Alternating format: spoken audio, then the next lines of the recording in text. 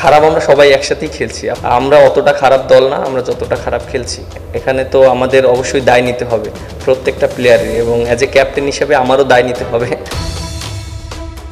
Trophy নিয়ে রীতিমতো উৎসবে মেতেছে আফগানরা। মেহেদী মিরাজের কাছে আছে কি কোনো সান্ত্বনা?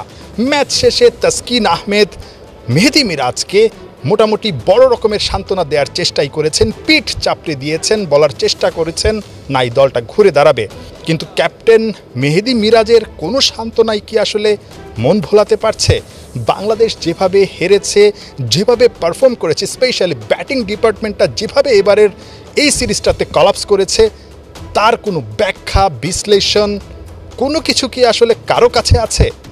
দলের ক্যাপ্টেন ম্যাচ শেষে এসেছিলেন প্রেস কনফারেন্সে, তাকে যতই আসলে প্রশ্ন করা হয়েছে তিনি ততটাই যেন হতাশ হয়ে পড়েছেন, মুষড়ে পড়েছেন। দিন শেষে একটা ব্যাখ্যা দেওয়ার চেষ্টা করেছেন, কিন্তু মিরাজ জানেন সেই ব্যাখ্যাটাও হয়তোবা এমন হতশ্রী পারফরমেন্স, এমন জঘন্য ব্যাটিং, এমন বিৎখুটে ব্যাটিংয়ের পর যথেষ্ট নয়। আমরা অতটা খারাপ দল না, আমরা যতটা খারাপ খেলছি। অ্যাকসেপ্ট করে নিতে হবে যে আমরা অবশ্যই খারাপ ক্রিকেট খেলেছি অ্যাজ এ ব্যাটিং ইউনিট। আর ব্যাটসম্যানরা যদি রেসপন্সিবিলিটি না নিয়ে খেলে তাহলে এটা অবশ্যই একটা টিমকে সাফার করবে। বাট আমার কাছে মনে হয় যে আমাদের আরও বেশি রেসপন্সিবিলিটি নেওয়া উচিত প্রত্যেকটা ব্যাটসম্যানকে। খারাপ আমরা সবাই একসাথেই খেলছি। আপনি দেখেন যে একটা দুইটা ব্যাটসম্যান যারাই ভালো খেলছে তারাও আবার আউট হয়ে যাচ্ছে। সব হারানোর এই সিরিজটায় বাংলাদেশ কিন্তু একটা জায়গায় ঠিকই গ্রাফকে ঊর্ধ্বমুখী করেছে, আর সেটা হচ্ছে বাজে পারফরমেন্সের, বাজে ব্যাটিংয়ের। বাংলাদেশ প্রথম ম্যাচটাতে 48 ওভার 3 বল খেলেছে, পরের ম্যাচটায় 28 ওভার 3 বল, আর শেষ ম্যাচটায় এসে 27 ওভার 1 বল।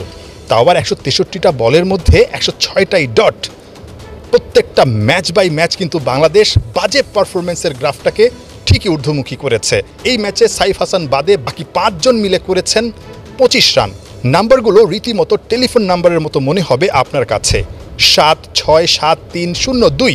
পুরো সিরিজে এমন বাজে ব্যাটিংয়ের পরও মেহেদী হাসান মিরাজ কি আসলে এই ফরম্যাট নিয়ে আরও বড় স্বপ্ন দেখেন?